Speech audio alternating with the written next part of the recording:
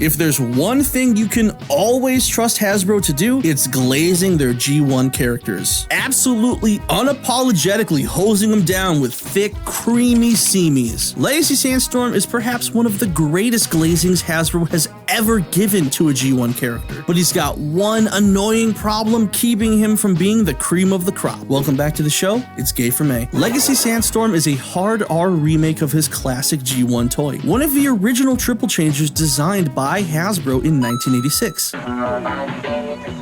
The character debuted in the Season 3 episode Fight or Flee, where his home planet, Paradron, with its vast resources of Energon and sexy RC clones, gets invaded by the Decepticons. And then the Autobots fucking blow it up for like no reason. I've never seen anything this beautiful in the entire galaxy.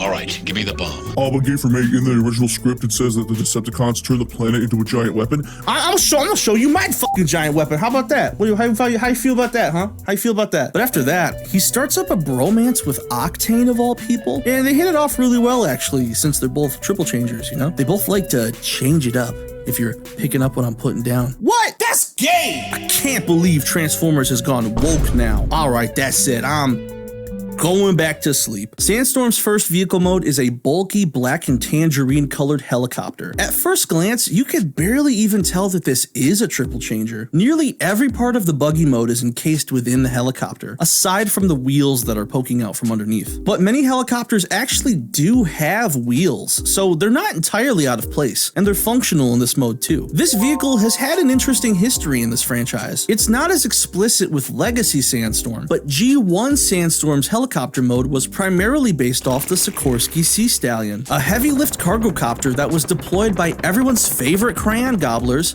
the US Marine Corps. The Sea Stallion was later developed into the Pavlo and the Super Stallion, which became Movie Blackout and Grindor's alternate modes respectively. Both rotors spin, obviously, but the main gimmick of this mode is this cage and winch that attach to the underside of the vehicle. You could turn the orange gears to raise and lower the string, but the cage seems a little small to actually be useful for anything. I guess you could put some tiny women in it. Tiny women! Still, it's an ingenious inclusion, as it emphasizes the cargo hauling capabilities of the vehicle Sandstorm is ostensibly based off of, while expanding upon what the original toy offered. There's something to be said about new accessories that feel deliberately tailored to the figure, as opposed to something like awkwardly slapping a pair of SpongeBob karate gloves onto a tank or a jet because somebody felt insecure about their price point. Why don't you go build a bridge and jump off it?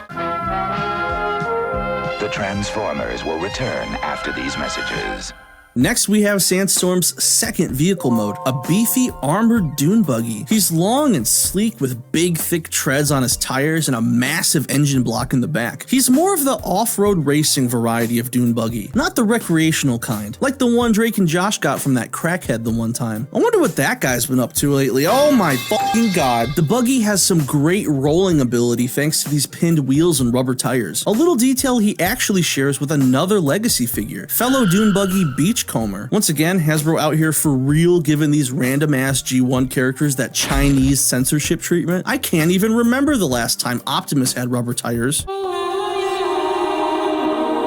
All of Sandstorm's accessories can fit comfortably onto this vehicle. He comes with 2 blasters, but we'll talk more about them later. But for now, we'll just shove this into whichever random hole will accept it. Yeah, that sounds a lot like my dating life. But the cage and winch get incorporated into the buggy much more intimately. The assembly breaks apart, and each piece has a dedicated spot on the vehicle. The bottom of the cage becomes a skid plate behind the front wheels. The winch plugs into the back of the engine, and the cage itself goes over top. It's such a creative usage of these pieces, and their integration into the buggy seems so natural, much like how they were used in the helicopter mode. Plus, despite being brand new additions to the character, they actually help to bring the vehicle closer to its appearance in the G1 cartoon than even the original toy. The way that these vehicle modes feel so distinct and independent from each other is the second most impressive feat I've seen this week, after my sister's. Like I mentioned before, the engineering of this figure is nearly identical to G1 Sandstorm's, merely adding a few extra steps to make it more sophisticated, which goes to show how efficient efficient that original figure's design was to begin with. Now, in robot mode, Sandstorm is one of the most aesthetically interesting Legacy figures we've seen. He has these long and lanky limbs, and the overall sculpting has a smoothness to it that seems somewhat uncharacteristic of Legacy. These aesthetics and proportions really give the robot mode this G1 animation style quality, which is something usually reserved for Takara's Masterpiece figures. Masterpiece, more like masterpiece of dog shit, so going with the toy-inspired head kind of robbed him of that cartoon aesthetic synergy. It's still a nice, clean head sculpt, and I think it's really funny that he looks like he's wearing a toupee. Plus, there's a non-0% chance that Hasbro will reissue this guy with an animation-accurate head eventually, so honestly, a mismatch of these design elements is the least of this figure's worries. As I mentioned before, Sandstorm has two main weapons. The Sandblaster gun is a generic-looking black rifle that's directly based off of his toy weapon. It has a Mobile Suit Gundam kind of vibe to it that I like though. And his second blaster is this small gray one that's meant to be mounted on his arm, to replicate the torch he used to escape from Diddy's house in his debut episode. But in this mode, that cage thing doesn't have a proper place to go like it did in the two vehicle modes. You know, if you're creative enough, you can find some use for them. You know, like using the cage as a flail or shooting some rope all over his boyfriend. But after their inspired inclusion in the two vehicle modes, becoming an afterthought in the robot mode is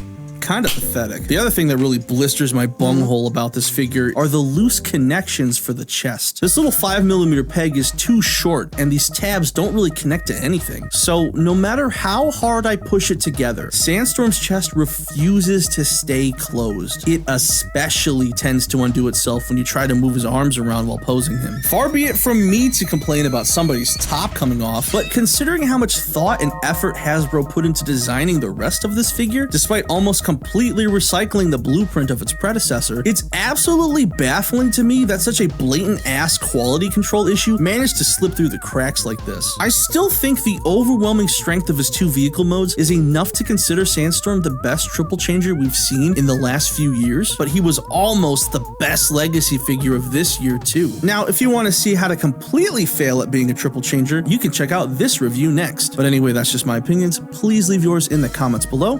Bye bye.